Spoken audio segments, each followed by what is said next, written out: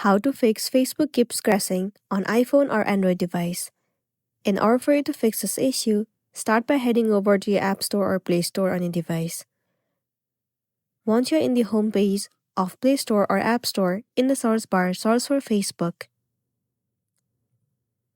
And then move into this app. Right here instead of open, if you see the option of update, then your application is not up to date, and it might be one of the reasons that you're having this issue. If that's the case, simply tap on update and update your app.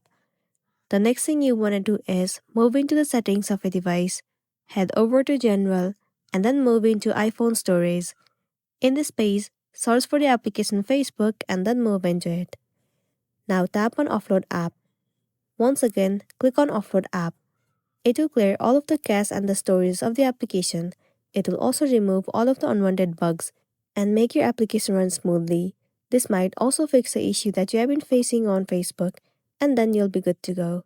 So that's a wrap for this video. If this video helped you, give it a like and check out our next tutorial. Thank you.